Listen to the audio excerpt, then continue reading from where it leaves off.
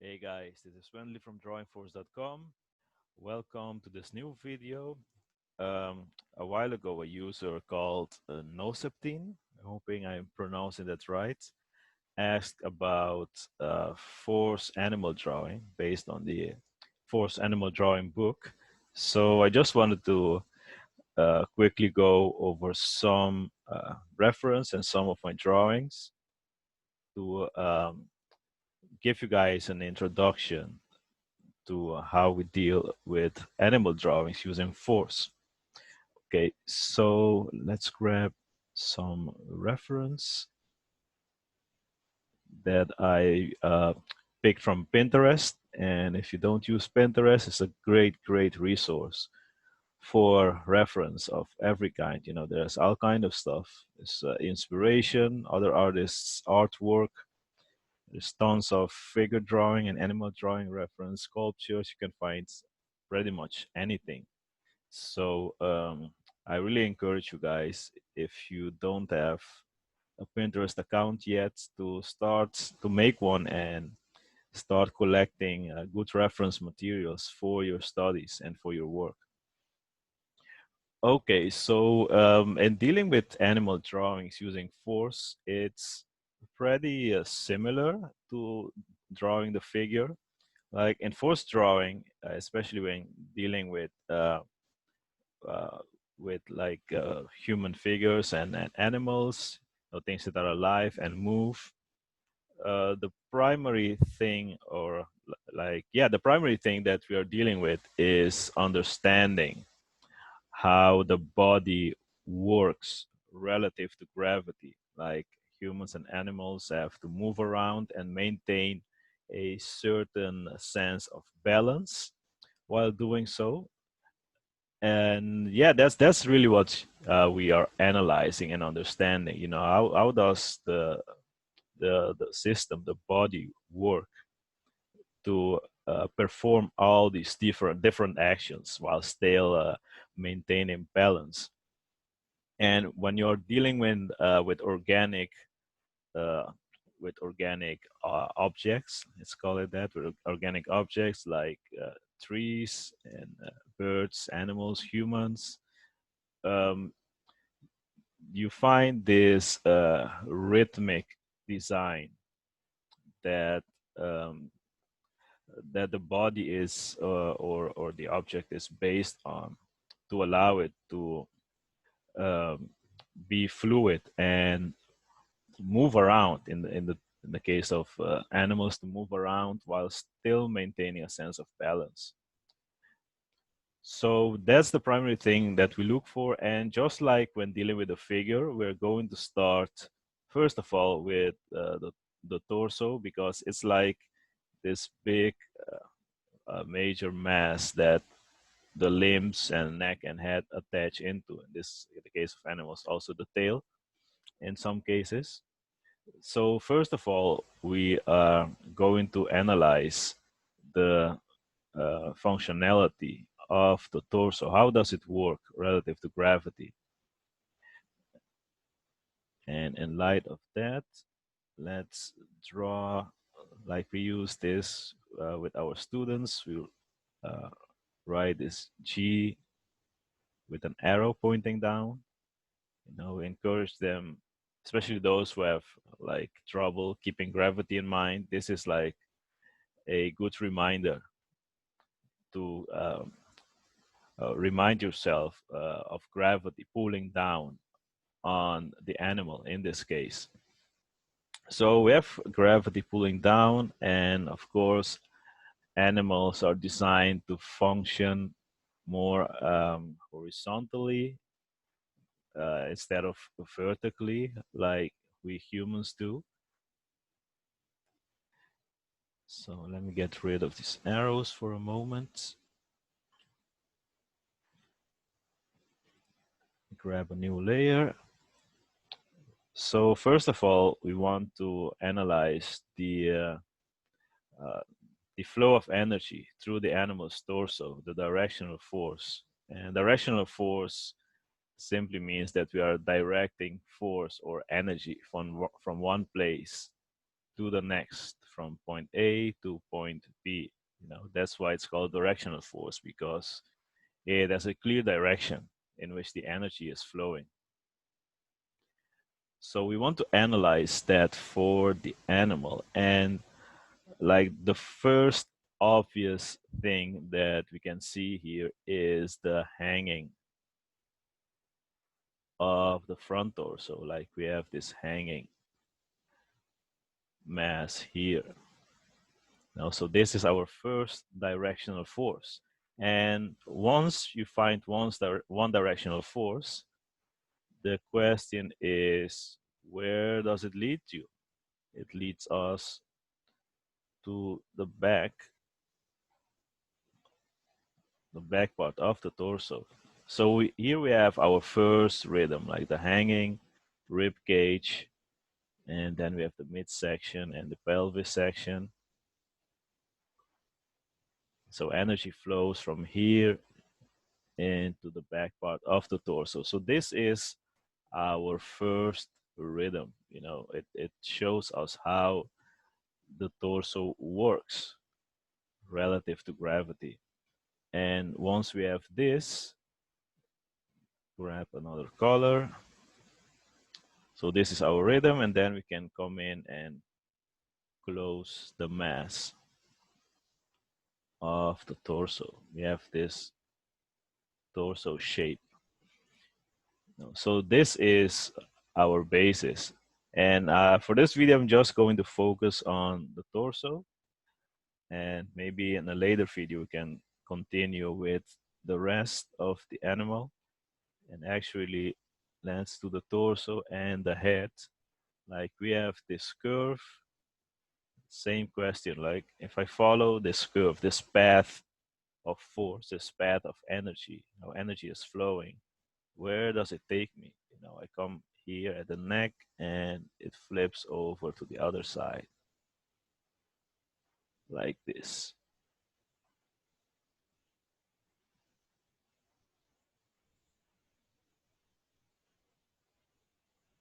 So we just keep it simple and not going into all the subtleties of the anatomy. I'm just looking for the flow of energy, like how is energy flowing through this dog in this case relative to gravity. So we have our first rhythms, the rhythms for the torso and how the neck and head connects into it. So this is the basis of what is explained in the Force Animal Drawing book. Like you can find this in pretty much every four-legged mammal. You can look at a tiger, you can look at an elephant, a deer, a horse. You will find the same basic design because the functionality, how they work, it's how they walk around, how they move, it's pretty similar. There are of course slight differences in we can see that in the proportions and such, but uh, in terms of how the overall system works, if you look at the animal like some kind of organic machine, like how the system is, how it's designed, it's pretty much the same because they move around pretty much the same. So this is our basic shape for the torso, and we can come in and do the same for the head and neck. Let's just keep it simple. I'm adding the straights. Like in terms of movement, this is what's going on. Like the blue arrows, the directional forces, they show how energy is traveling, flowing through this animal. And this is what creates a sense of fluidity. This is what causes someone to look at your drawing and say, oh, it's really fluid, because these curves lead the eye fluidly from one place to the next. If you break this pattern of rhythm, then the fluidity is lost because all of a sudden the eye stops. And I'm like, okay, I have this nice fluid pattern, but all of a sudden it stops. And organic, like humans and animals, they're not built like that. Like everything is connected through rhythm. Everything is designed on this rhythmic pattern. So it's important to mention that we're not trying to force drawing. Is not about making things up. On the contrary, it's about seeing reality, seeing how things actually work. And of course, we simplify it to help us understand it better, to make it clearer. But you must be able to see it. You must be able to see the flow of energy through the body and how it creates rhythm. And yeah, once you can see that, then it's a matter of uh, exercising your ability to draw it, to communicate what you are looking at on paper. Okay, so this is the basis. Let me see, I have more references. Let me see, let me grab this one. Let's get rid of these arrows. So here again, I can see like, man, this curve of force is pretty obvious, like from here to here, right? You have this directional force. And again, once I found the first directional force, I just uh, take the right, it's like driving this racetrack. Like, where does it take me? And then it takes me to the back.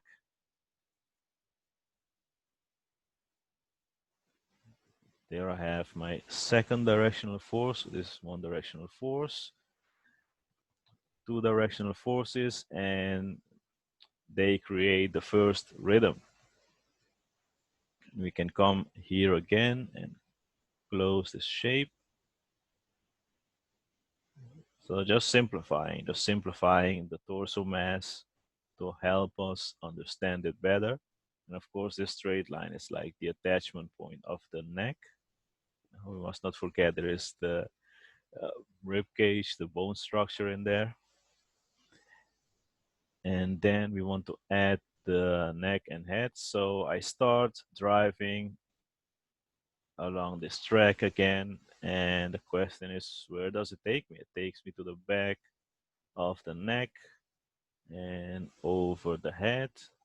Again, we're just simplifying the action, just simplifying what's going on. So we have one more directional force here, number 3.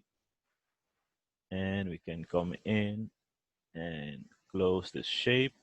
So this is just an abstraction. And abstraction means to simplify things down to their bare essence. So to help us understand, because it's not about the details. The details are just add-ons. It's really this simplicity. It's at this simple level that that you get a drawing that works. This is like the foundation of the whole movement, and everything else you just build on top. Okay, we have one more reference here. Let's get rid of this. Now this one is interesting because the first question to ask is like, what's going on? Like, how is the dog's body working to perform the action? And in this case, its back is bending. So we have this pretty strong force curve here.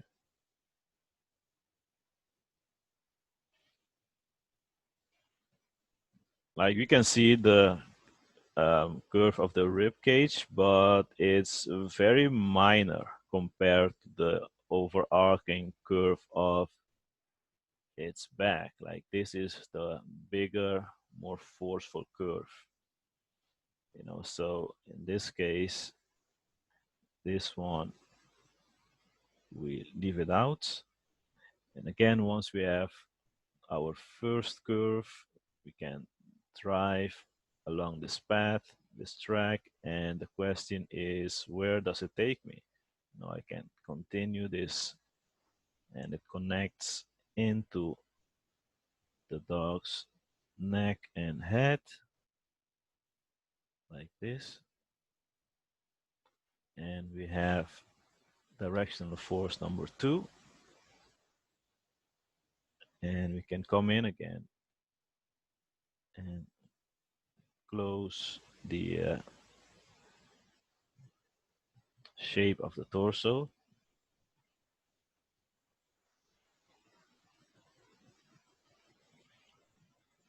Do the same here, here, and of course this dog. This is not it's not a side view, so you would have like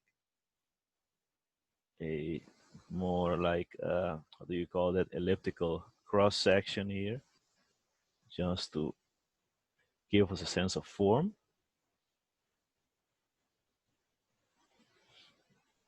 So this one, again, because of how the dog's body is working during this action, we only have one overarching curve of force, one overarching directional force for the torso, because it's bending, right? If we use like the same um, like S curved pattern that we saw before, it doesn't really show the action, you know. What's going on is this, it's just one idea, it's bending, and that's it. All right, so let's look at some drawings that I did of these references. Well, almost all of them. Like the one I started with, I drew this from a 3D sculpture. Actually, I think it was a zebra sculpture created by an artist that I found on Pinterest also, which uh, was really well done. So when I saw it, I was like, I have to draw this. This is really awesome. And here again, you can see the force animal shape. Like I toned in this torso mass to make it clearer. So here again, we have our 3 directional forces. Like when the torso is in like this neutral position, you always have these 2 directional forces for it. And when it bends, like we just saw, it has like only 1 directional force, right? So you have to really, again, it's not about making things up, it's just observing what's going on in reality. You know, that's why I was able to draw these patterns on top of the photo to show you that, to show you what I'm looking at. So we have 1, 2, and 3.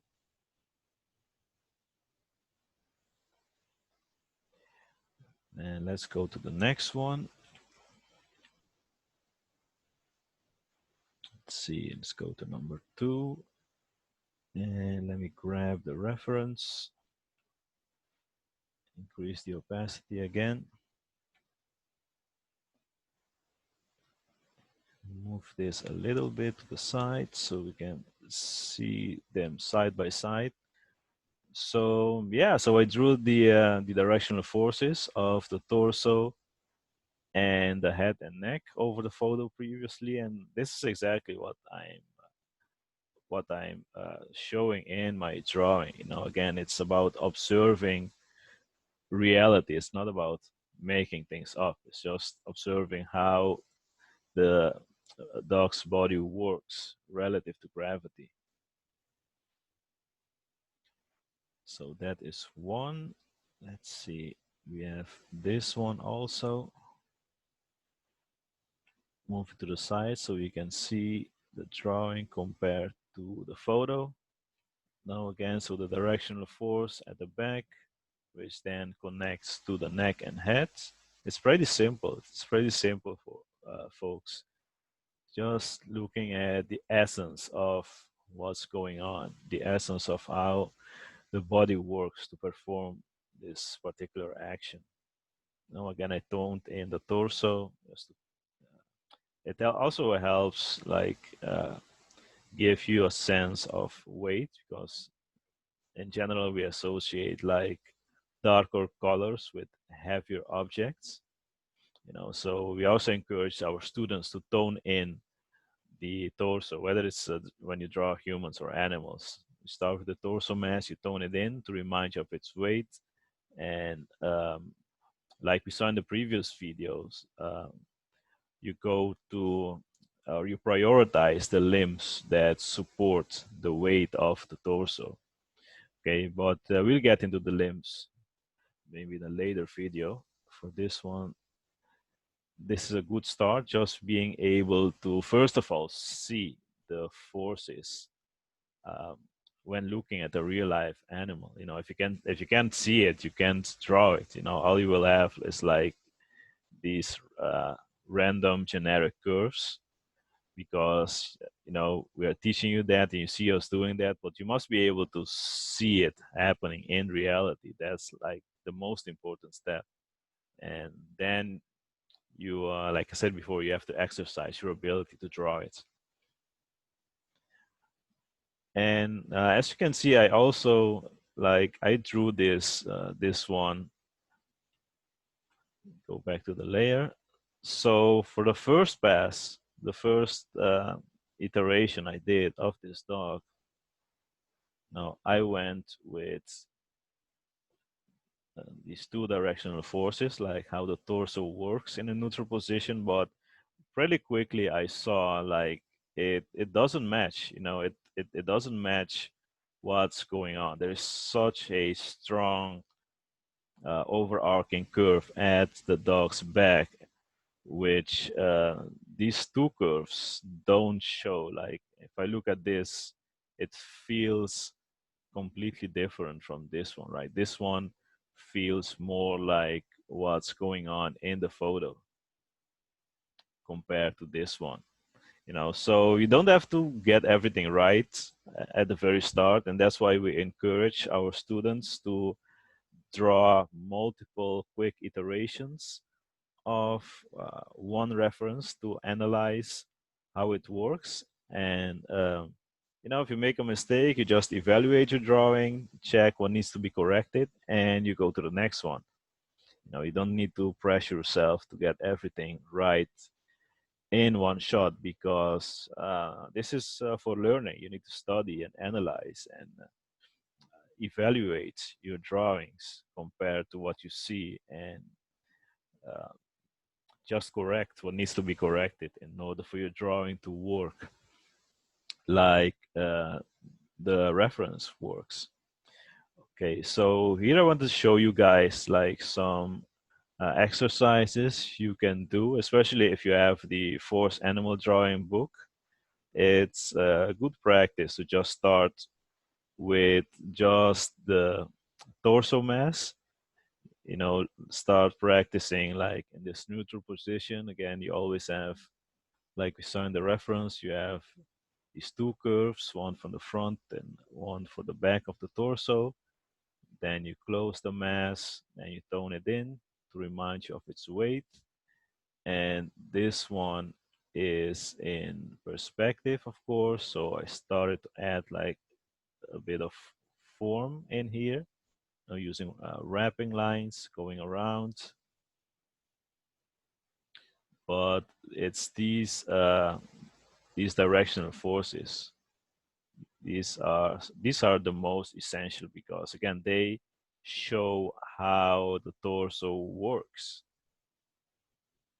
So that's number one.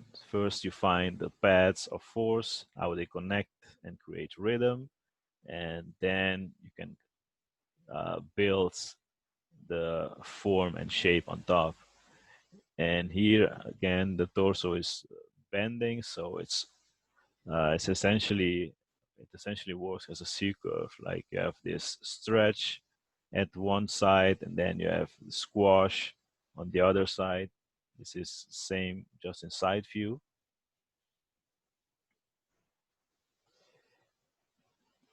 And here I did the same. I started with the torsos, but I added the head and neck, as you can see. So yeah, hopefully this will help you guys who want to get into animal drawing, get started. If you don't have the animal drawing book, I really encourage you to get it, because uh, Mike goes into great details explaining this and giving tons of examples. And for me personally, like I found it like really difficult in the past to draw animals. I did study them in the past a lot, studied the anatomy and stuff, but I never felt like confident. I didn't have like a system to help me really understand how they worked. So for me, this four animal shape was pretty revolutionary. It all of a sudden made it quite easy to get a working drawing of an animal. Because again, force deals with how objects work relative to gravity. All right, guys, hopefully this helps you get started.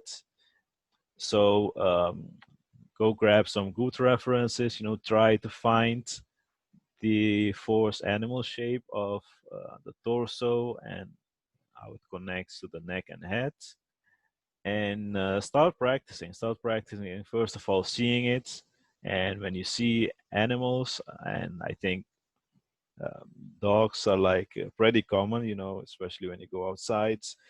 So start observing things, start observing, and try to find this these directional forces, these rhythms in the animal.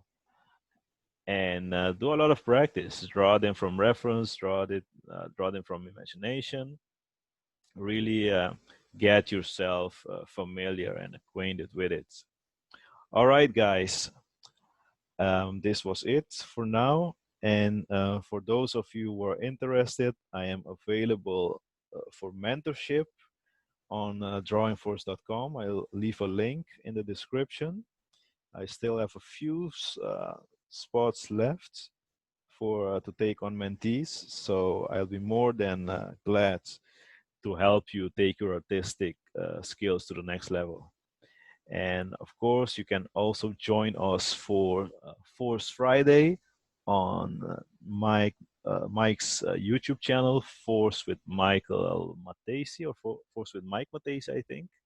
It's pretty easy to find if you just do a search for it, and you will see us every Friday doing live critiques, live drawing demos, and answering questions that you guys ask in the chat.